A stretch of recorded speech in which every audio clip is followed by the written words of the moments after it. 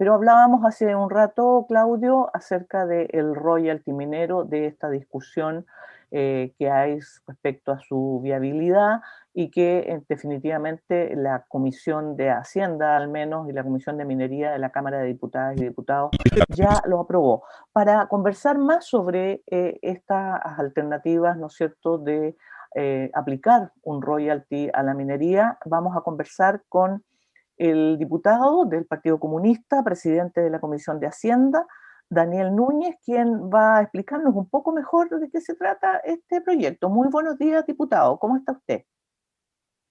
Buenos días, Juanita, y un saludo también a Claudio que te acompaña ahí en el panel.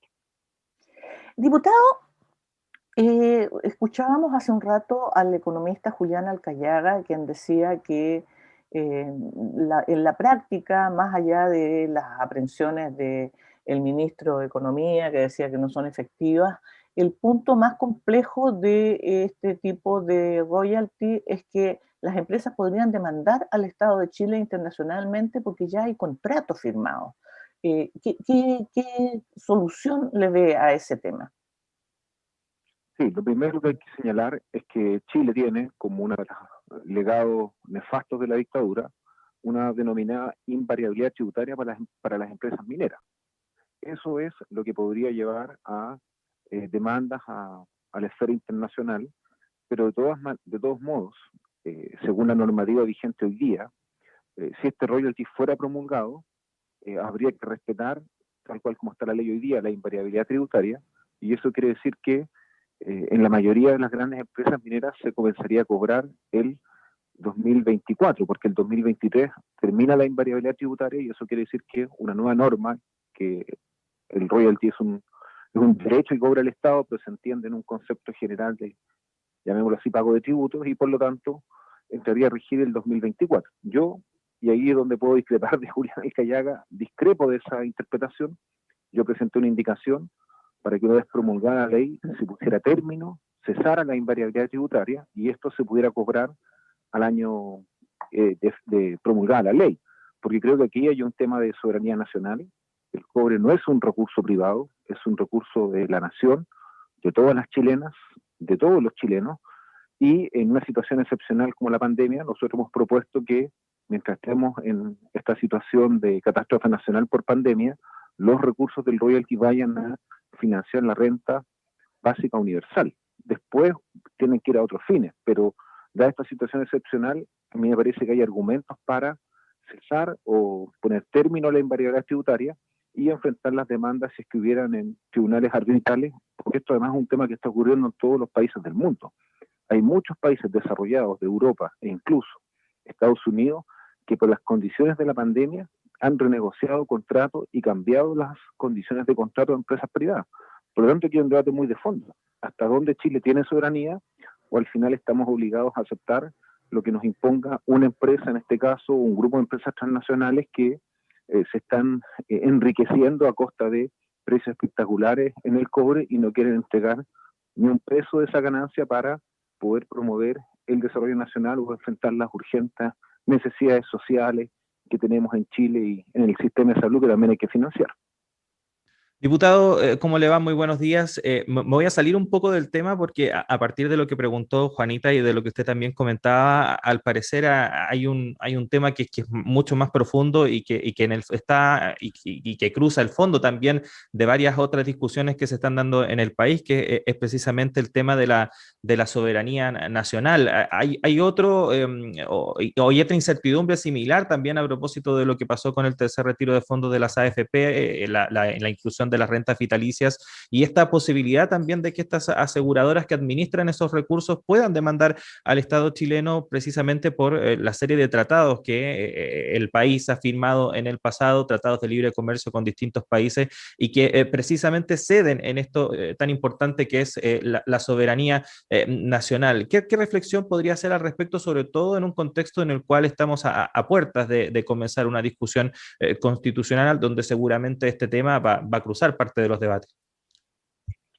Bueno, es terrible la forma como Chile ha hipotecado su soberanía nacional y estamos absolutamente a merced de empresas que cuando consideran que sus intereses son afectados nos pueden llevar a estos tribunales arbitrales que la verdad que también son de una composición que muchas veces favorece a las empresas transnacionales.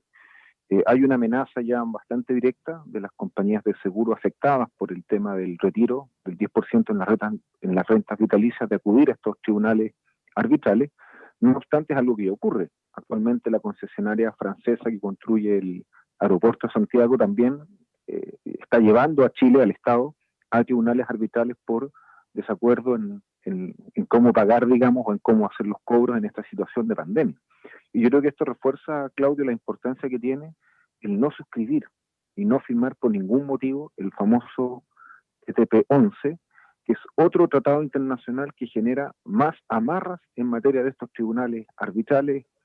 Por lo tanto, es clave que para poder salir del modelo neoliberal que nos impuso a sangre y fuego la dictadura, tenemos que tener soberanía nacional y no estar amarrados ni sometidos a estos juicios arbitrales que, en el caso fallar contra el Estado, nos van a obligar a pagar multimillonarias demandas a las empresas que recurren a ellos. Así que, bueno, es un tema clave. Yo espero que al calor del proceso constituyente es un deber de los futuros constituyentes y constituyentas hacer estas modificaciones y poner normas que nos permitan cautelar, resguardar la soberanía nacional por sobre todo este tipo de organismos o entelequias como son estos tribunales arbitrales que, francamente, en disputas económicas que hoy día las podríamos tener por el cobre, mañana por el litio, es clave, digamos, que el Estado pueda ejercer soberanía nacional.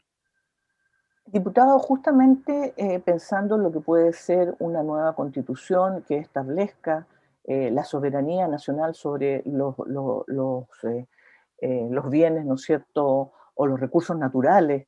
En el caso de que así fuere, y estoy pensando en una nueva constitución de aquí al año 2022 o fines del año 2022, ¿eso no implicaría tener que negociar definitivamente con las mineras que ya están instaladas bajo las normas actuales, que lo que decía Alcayaga nos llevarían a tribunales internacionales? Al cambiar la constitución, ¿podríamos evitar eso o de todas maneras estas empresas estarían en condiciones de llevarnos a los tribunales? Sí, bueno, lo primero es que quiero señalar insistir en algo que señalé anteriormente. Lo primero que hay que tener claro es que nosotros podemos, y hoy día tenemos soberanía para generar un royalty, que es un derecho, un cobro que hace el Estado por explotar un recurso renovable escaso como es el cobre. Eso es absolutamente legal, constitucional. Y las empresas mineras no pueden oponerse, a pesar de todos los tratados que ha suscrito Chile, a que nosotros creemos un nuevo pago para el Estado, que en este caso es el royalty. Lo que está en discusión es si el royalty entra a regir antes de que termine la invariabilidad tributaria o después.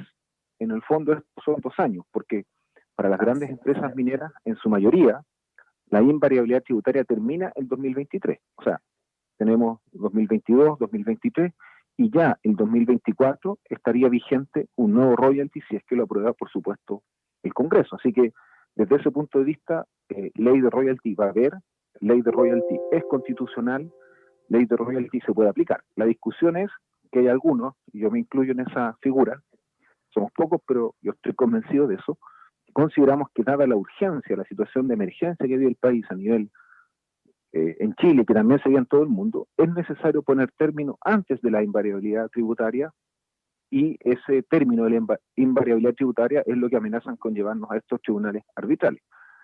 Así que bueno, es un punto relevante, pero en nada inhabilita el hecho que es totalmente legal, constitucional, y en lo mínimo de dignidad que puede hacer un gobierno o un Estado administrar sus recursos naturales, porque si no podemos fijar las reglas del juego en las cuales se explota el cobre, el litio, bueno, el gas natural o cualquier mineral que tengamos en Chile, quiere decir que seríamos simplemente una colonia de potencia o de empresas transnacionales que no tendríamos poder de decisión, soberanía.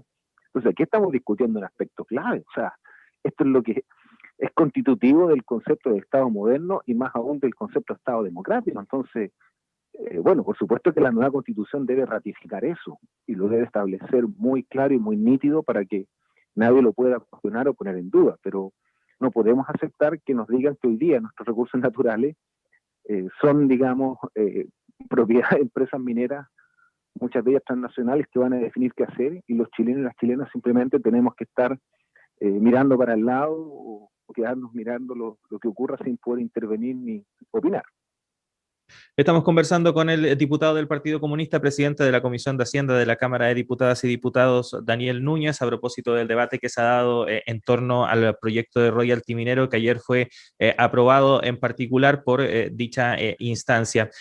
Diputado, para sorpresa de nadie en realidad, porque en el fondo se están tocando sus intereses, el Consejo Minero se ha mostrado bastante reacio a este proyecto de royalty. Han aparecido diferentes publicaciones donde su presidente ejecutivo, Joaquín Villarino, se ha mostrado bastante crítico respecto de cómo se ha dado este debate, aunque reconoce que es una discusión que tarde o temprano se iba a dar, y hace un llamado en alguna de estas entrevistas precisamente a que sea un debate que se dé en la comisión o la convención constitucional, perdón, y no en el Congreso en estos momentos. A su juicio se está haciendo muy a la rápida y contra el tiempo el debate, y eso podría terminar finalmente en una mala ley.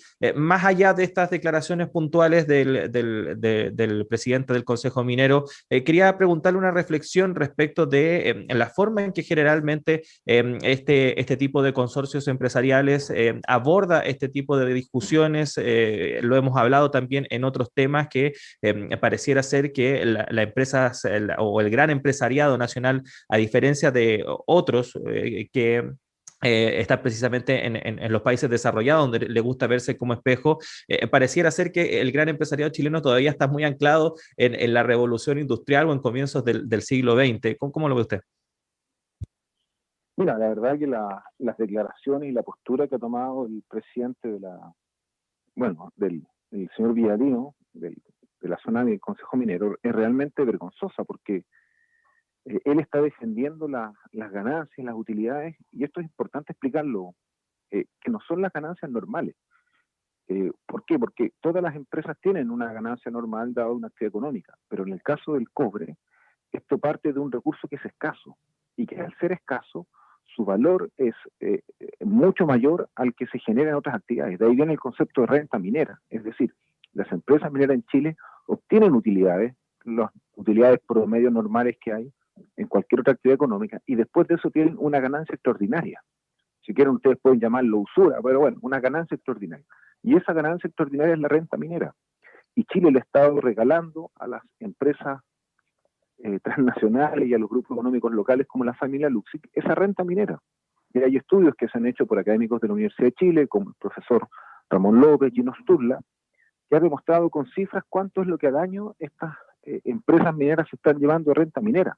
Y su cálculo para el periodo 2004-2018 era que eran aproximadamente 20.000 millones de dólares al año de renta minera, es decir, de ganancia por sobre la ganancia normal. Y eso es lo que nosotros queremos que hoy día quede, por lo menos acercando a que el 50% de esa renta minera quede en Chile, en el país. Y eso es lo que se niega el señor Villarino y las empresas mineras. Y eso es lo vergonzoso. O sea, aquí nadie está discutiendo que las mineras van a ir a quiebra. Eso es una mentira gigante. Nadie está discutiendo que se va a paralizar la minería del cobre en Chile. Al contrario, si las ganancias que tiene hoy día son espectaculares, estamos, imagínense, acercándonos al precio histórico más alto que ha habido en la historia de que se cotiza el cobre en la Bolsa de Valores de Londres. Estamos a punto de llegar a eso. Y más encima, todos los expertos internacionales dicen que el cobre va a pasar a ser algo así como el petróleo del siglo XXI, porque su uso en la electromovilidad, en los autos eléctricos, los buses eléctricos, su uso en el cableado que lleva las energías renovables a los puntos de acumulación y distribución, va a hacer que haya una alta demanda de cobre en los próximos 5, 10, a lo menos 15 años.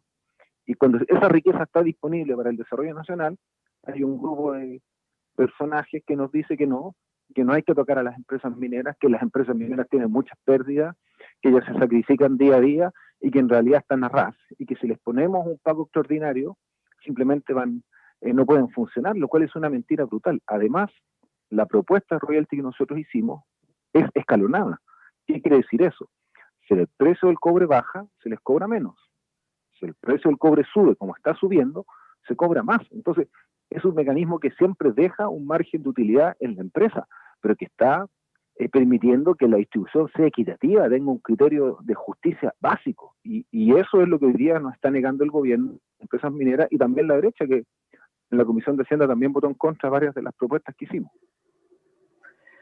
Bien, estamos conversando con el diputado del Partido Comunista, presidente de la Comisión de Hacienda, Daniel Núñez, sobre el proyecto de royalty minero que ya va a ser votado este jueves en la sala de la Cámara de Diputadas y Diputados, y esperemos que una vez aprobado pase al Senado para su discusión. Diputado, 1.000.000 de gracias por conversar con nosotros esta mañana. Que tenga muy buen día. Muy bien, muchas gracias, Juanita, perdón, y también saludos a Claudio. Muchas gracias, diputado. Un abrazo.